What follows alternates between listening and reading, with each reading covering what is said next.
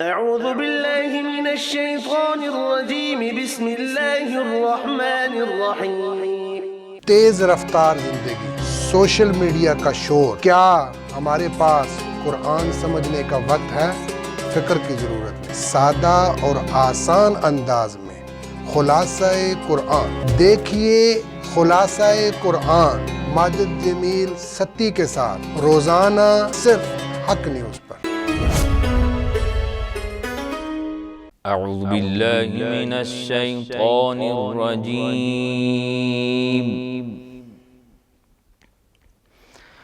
بسم اللہ الرحمن الرحیم۔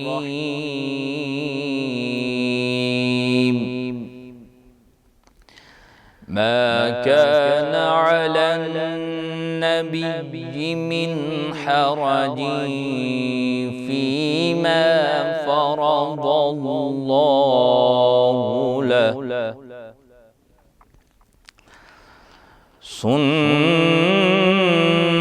الله في الذين خلوا من قبل، وكان أمر الله قدرا مقدورا۔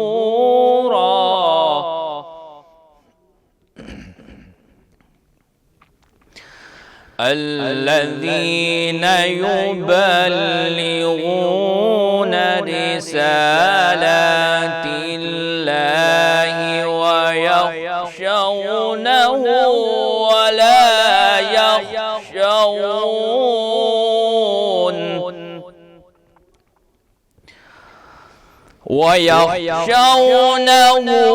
ولا يخشون أحدا إلا الله، وكفى بالله حسيبا۔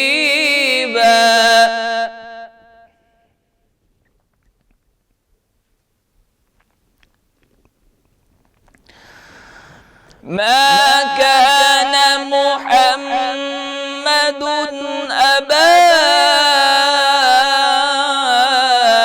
أحد من رجالكم، ولكن رسول الله وخاتم النبيين،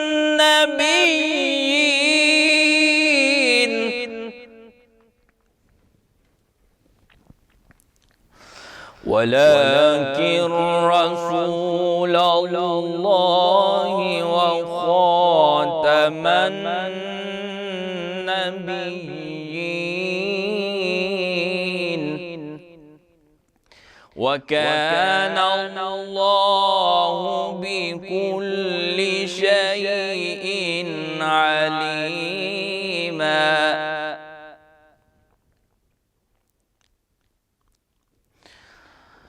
يا أيها الذين آمنوا اذكروا الله ذكرا كثيرا،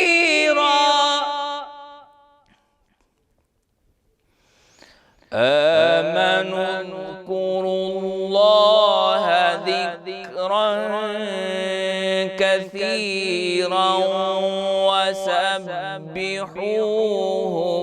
بكرة وأصيلا۔ صدق الله العظيم۔ نحمد و نصلی علی رسولہ الکریم، اما بعد، فاعوذ باللہ من الشیطان الرجیم، بسم اللہ الرحمن الرحیم۔ محترم ناظرین و سامعین، السلام علیکم ورحمۃ اللہ وبرکاتہ۔ میں ہوں آپ کا میزبان ماجد جمیل، اور آپ دیکھ رہے ہیں حق نیوز کی خصوصی نشریات جمال رمضان میں سحری کا خصوصی سیگمنٹ خلاصہ قرآن۔ ناظرین کرام، جیسا کہ آپ کو معلوم ہے کہ روزانہ ایک پارے کا خلاصہ بیان کیا جاتا ہے۔ کل ہم نے پارہ نمبر 3 کا خلاصہ بیان کیا تھا۔ سورہ آل عمران جو ہے وہ ابتدا اس کی ہو گئی تھی، اب جو ہے نا سورہ آل عمران ہی یہاں سے جاری ہے، اور اس کے اندر اللہ رب العزت نے جو احکامات نازل فرمائے ہیں ان کو خلاصتاً آپ تک پہنچانے کی کوشش کروں گا۔ لن تنالوا البر حتى تنفقوا مما تحبون، کہ اللہ رب العزت یہ کہہ رہے ہیں کہ مال پیچھے بتایا کہ مال خرچ کریں، اب یہ بتا رہے ہیں کہ مال وہ خرچ کریں جو آپ کو پسند ہو، یعنی یہ نہیں ہے کہ وہ مال جو کہ آپ کو پسند نہ ہو وہ صدقہ خیرات کے لیے کسی کو دے دیں، اپنے پسندیدہ مال میں سے اللہ کے راہ میں خرچ کرنے کا حکم آیا ہے۔ لن تنالوا البر حتى تنفقوا مما تحبون۔ اور پھر یہاں پر اللہ رب العزت اس سورہ آل عمران کے اندر ایک بہت اہم معاملہ وہ بیان کر رہے ہیں کہ کنتم خیر امت اخرجت للناس تأمرون بالمعروف وتنہون عن المنکر۔ اور ایک اور آیت میں اللہ رب العزت یہ فرما رہے ہیں کہ تم جو ہے نا بہترین امت جو ہے وہ بھیجی گئی ہو، اور کام کیا کرنا ہے اس امت نے کام یہ کرنا ہے کہ لوگوں کو بھلائی کی، نیکی کی باتوں کی دعوت دینی ہے، برائی سے روکنا ہے۔ اب یہاں پر ایک بات ہے کہ ہم روکیں گے، نیکی کا حکم دیں گے اور روکیں گے تو وہ چیز ہمارے اندر بھی آ جائے گی، یعنی کہ دوسروں کو ہم دعوت کا کام کریں گے، دعوت اللہ یعنی اللہ کی طرف جو ہے نا لوگوں کو بلائیں گے تو خود بھی اس طرف جو ہے نا ہم بھی پھر اللہ تعالیٰ کو یاد اتنا ہی زیادہ کر پائیں گے۔ کیوں کہ کسی چیز کا بھی جب تکرار ہوتا ہے تو وہ چیز دل کے اندر رچ بس جاتی ہے۔ شرط یہ ہے کہ وہ خلوص نیت کے ساتھ کی جائے، شرط یہ ہے کہ اس کے پیچھے نیت صرف خالصتاً اللہ کی ہو۔ پہلے کل بھی میں نے بتایا تھا کہ ہر کام کے اندر شرط نیت کی ہوتی ہے، تو گویا کہ یہاں پر ہمیں اللہ رب العزت نے جو حکم دیا ہے، جو ہمیں ایک کام سونپا ہے، وہ کیا ہے کہ لوگوں کو نیکی کی طرف ہم نے بلانا ہے، برائی سے روکنا ہے۔ اور اب وہ بلانا کیسے ہے، روکنا کیسے ہے؟ جتنی آپ کو استطاعت ہے اس استطاعت کے مطابق آپ نے لوگوں کو نیکی کی دعوت دینی ہے، اسی استطاعت کے مطابق آپ نے جو ہے نا لوگوں کو برائی سے روکنا ہے۔ اب آپ کہیں گے کہ میری تو اتنی استطاعت نہیں ہے۔ اگر کہتے ہیں کہ برا کام اگر کوئی دیکھو تو اگر آپ ہاتھ سے نہیں روک سکتی تو زبان سے روکو، زبان سے نہیں روک سکتے تو اس کو کم از کم جو ہے اس کو برا جانو، اور دل کے اندر تو اس کو برا جانو۔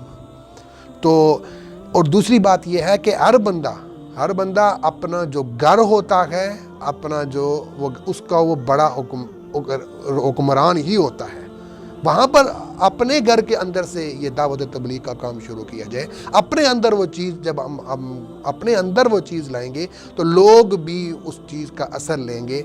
اگر ہم دوسروں کو تو دعوت دیتے رہیں، خود اپنے اندر وہ چیز ہم نے نہ لائی، خود اگر ہم اس چیز سے پیچھے ہٹتے رہے تو پھر جو ہے یہ دعوت جو ہے وہ اس طرح اثر نہیں کرے گی جیسا کہ ہم اگر جو کہیں اس کے اوپر عمل بھی کریں، وہ چیز جو اثر کرتی ہے۔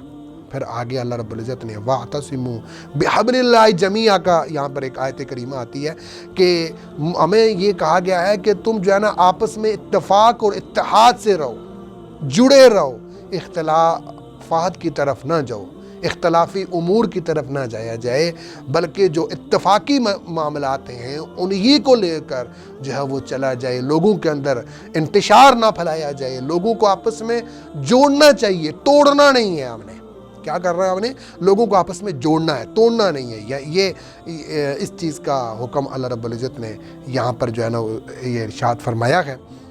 اور پھر اس کے بعد اللہ رب العزت نے یہاں پر غزوہ بدر کا بھی تذکرہ آیا ہے، غزوہ احد کا بھی تذکرہ آیا ہے، اور یہ غزوات جو ہیں، جو 3 غزوات جن کا تذکرہ آیا ہے، غزوہ حمراء الاسد کا بھی تذکرہ آیا ہے، یہ جو غزوات ہیں ان غزوات کا تذکرہ کرنے کا مقصد یہ ہے کہ ہم جان جائیں کہ جب اسلام کے اندر یہ حکم آیا ہے کہ دین کی خاطر ہم نے جو ہے نا لڑنا بھی ہے، جہاد بھی کرنا ہے، اور وقت کا جو اس وقت کا جو حکمران ہوتا ہے، بادشاہ ہوتا ہے، حقیقی معنوں میں جو بادشاہ، اس کی اطاعت بھی کرنی ہے، اپنی مرضی نہیں کرنی۔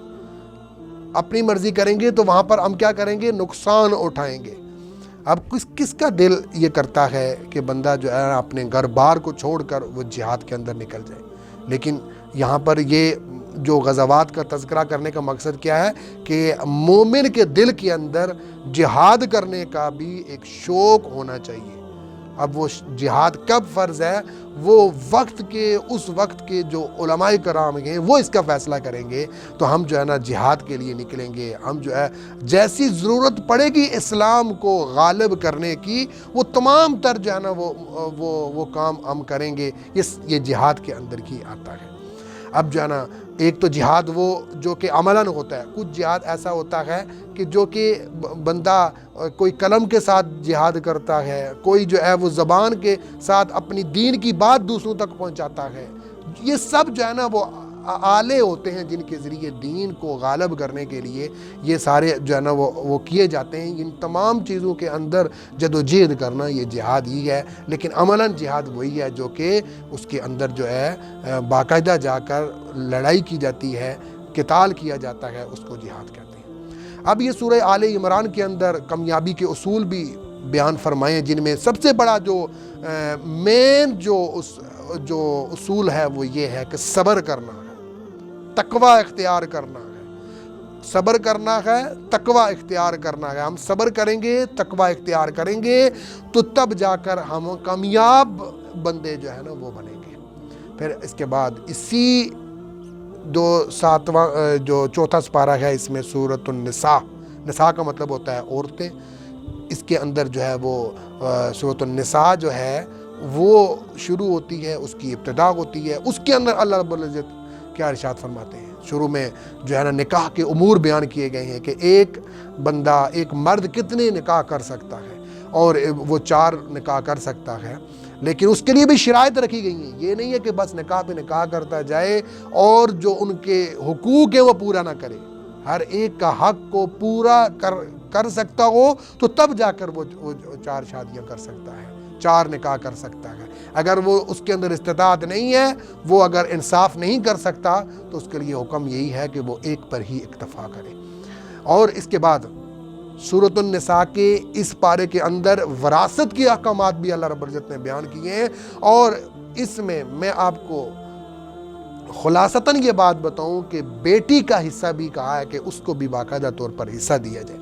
یہاں پر جو ہمارا رواج ہے وہ کیا ہے کہ بیٹیوں کو جو جائیداد کے اندر، وراثت کے اندر حصہ نہیں دیا جاتا، لیکن اللہ رب العزت نے اس صورت کے اندر جو احکامات نازل فرمائے ہیں، وہ احکامات جو نازل یہی فرمائے ہیں کہ جہاں پر بیٹے کا حصہ ہوگا وہاں بیٹی کا بھی ہوگا، یعنی بیٹے کا اگر پورا حصہ ہے تو بیٹی کا اس سے آدھا حصہ ہوگا، لیکن حصہ ضروری ہے جائیداد کے اندر، زمین کے اندر۔ یہ اگر ہم ان بیٹیوں کا حصہ نہیں دیں گے تو یہ ہم حرام کام کریں گے۔ جب حرام کام کریں گے تو جو اس جائیداد سے جو کچھ بھی حاصل ہوگا وہ ہمارے لیے حرام ہے، تو حرام سے تو بچنا چاہیے۔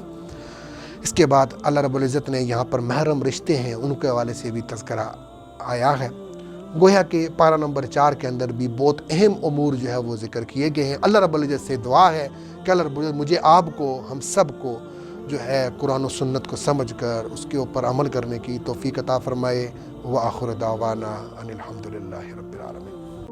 لا الہ الا اللہ محمد رسول اللہ، لا الہ الا اللہ محمد حبیب اللہ۔